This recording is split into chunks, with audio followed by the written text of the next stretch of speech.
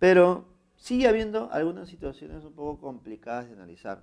Si te das cuenta, aquí solamente estoy analizando cuando una superficie es horizontal, ¿no? Donde es fácil distinguir cuánto es la distancia que ha recorrido o cuánto es el espacio que se ha desplazado, ¿no?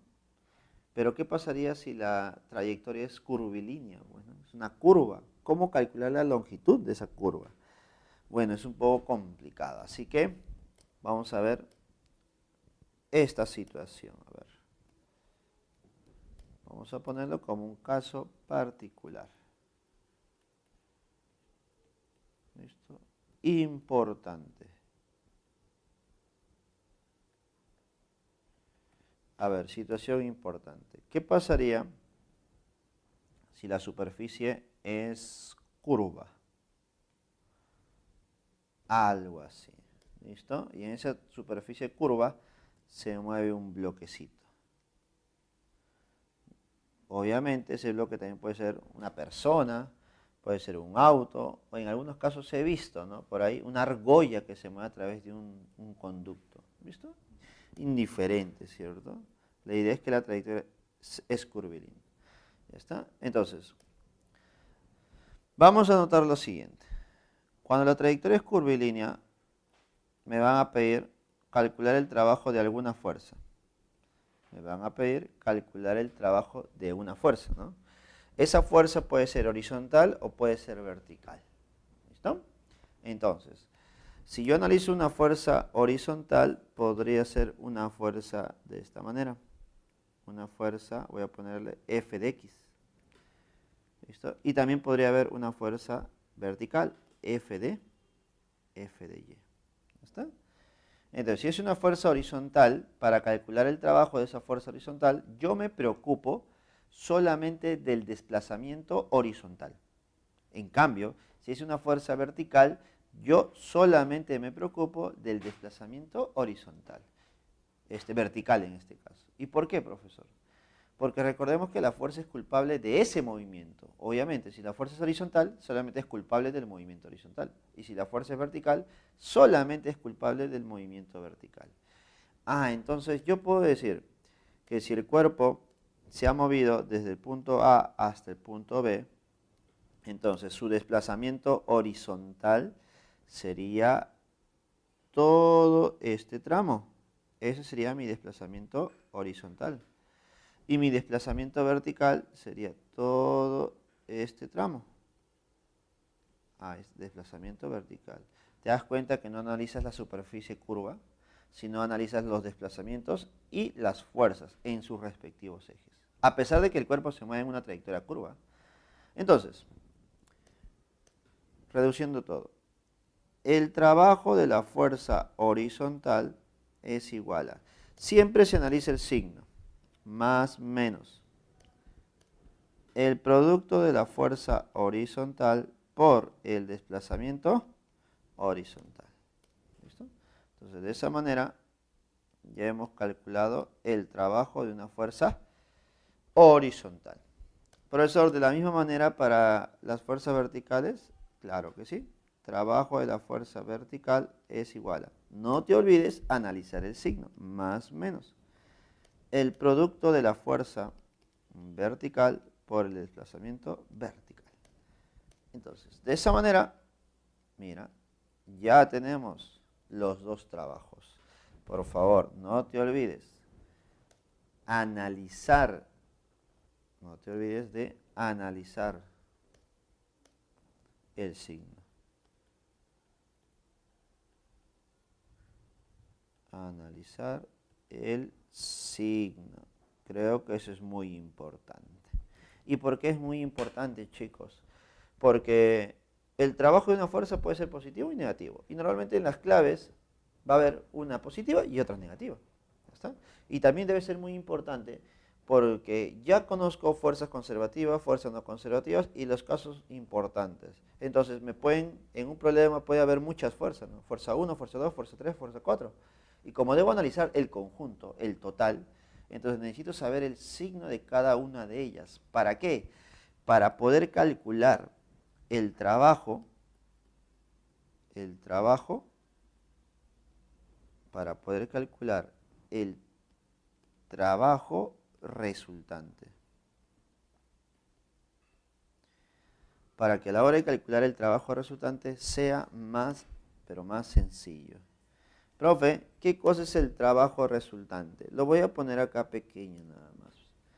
¿Listo? El trabajo resultante simplemente es la suma de todos los trabajos. Nada más.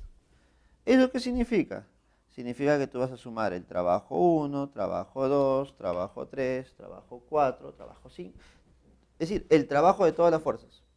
Y como voy a sumar, cada uno de ellos tiene un signo correspondiente, ¿no? Ya sea positivo, negativo y en el peor de los casos es 0. ¿Está? Pero a partir de esa suma de trabajos o del trabajo resultante, podemos decir una situación.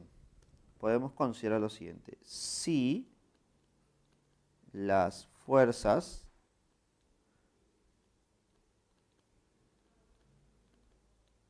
son constantes. Si las fuerzas que se están aplicando sobre ese cuerpo son constantes, yo puedo hacer lo siguiente. Yo puedo decir que el trabajo resultante es igual a, no te olvides, más menos, el signo es muy importante, fuerza resultante por la distancia. Es decir, yo puedo calcular solamente el trabajo de la fuerza resultante y ese sería mi trabajo resultante o trabajo neto también. ¿Listo? Cualquiera de las dos maneras lo podemos tomar. Entonces, esta viene a ser la teoría del trabajo generado por una fuerza. Ahora nos tocaría ver el tema de energía y ver qué relación tiene con esta teoría. Listo, chicos. Ahora, para continuar con la teoría, ya hemos visto la parte de trabajo. Vamos a complementar esa teoría con algo que pocas veces viene en los exámenes o en los problemas, pero es importante saberlo, ¿no? Hay que estar preparado para cualquier tipo de pregunta. ¿Listo? El tema es sencillo, ¿eh? Simplemente complementa el tema de trabajo y es la potencia. Potencia mecánica, para ser más exacto. ¿Listo? Potencia mecánica. ¿Qué es la potencia mecánica? A ver, para poder entenderlo. Cuando nosotros realizamos trabajo, hay un cuerpo que se va a mover de un lado a otro, ¿no? ¿Listo? Por eso hablamos de mecánico, movimiento mecánico. El cuerpo debe desplazarse. ¿Ya está? Pero el tiempo que demora en desplazarse puede variar, ¿cierto? Imaginemos que yo analizo un motor, ¿no? Una máquina. Entonces, la máquina realiza un cierto trabajo, una cierta actividad. ¿Listo? Pero, ¿qué pasaría si esta máquina se demora mucho tiempo en realizar esa actividad? Entonces, podemos decir que la potencia de la máquina no es muy buena, pues, ¿no? Porque está realizando el trabajo, sí, pero se demora mucho tiempo, entonces no tiene buena potencia. ¿Listo? Pero, ¿qué pasaría si esta máquina se demora poco tiempo en realizar este trabajo? Entonces, mira, realiza mucho trabajo en poco tiempo. Entonces, podemos decir que esta máquina tiene buena potencia mecánica, porque realiza esa actividad en poco tiempo. ¿Listo? Entonces, la potencia está relacionada básicamente con el tiempo que se demora en realizar un trabajo. Por ese motivo, la definición de potencia es la rapidez del trabajo. ¿Listo? La rapidez con la que se realiza el trabajo.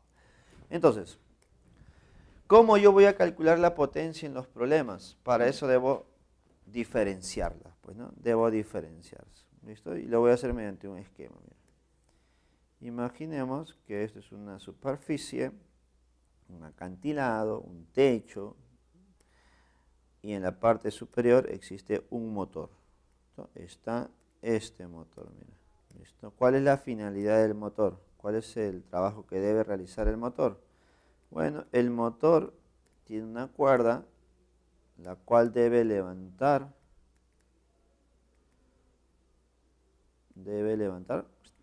un bloquecito. ¿Listo? Debe levantar un bloquecito. Para poder levantar ese bloquecito, la cuerda aplica, o mejor dicho, el motor aplica o jala con una cierta fuerza hacia arriba. Y eso genera el movimiento del bloque. Y al generarse movimiento, se va a generar un cierto desplazamiento, ¿no? Y eso lo reflejamos en una distancia. ¿Listo? Entonces, profe, hay fuerza, hay distancia, hay trabajo. Pero no solamente voy a analizar el trabajo, sino voy a analizar también el tiempo que ha demorado. Entonces, el tiempo que ha demorado de ir de un lugar al otro es un tiempo t. Entonces, en base a ese valor del tiempo t, yo puedo calcular la potencia. ¿Pero qué potencias voy a considerar? Mira, voy a considerar dos potencias. La potencia media, que también es conocida como potencia promedio, potencia media o potencia promedio. Esta potencia, ¿cómo se calcula?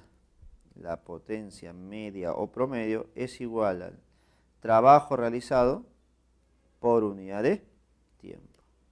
De esa manera, tú vas a calcular la potencia media o potencia promedio. ¿Listo? Pero también cabe la posibilidad que en un problema te pidan la potencia instantánea.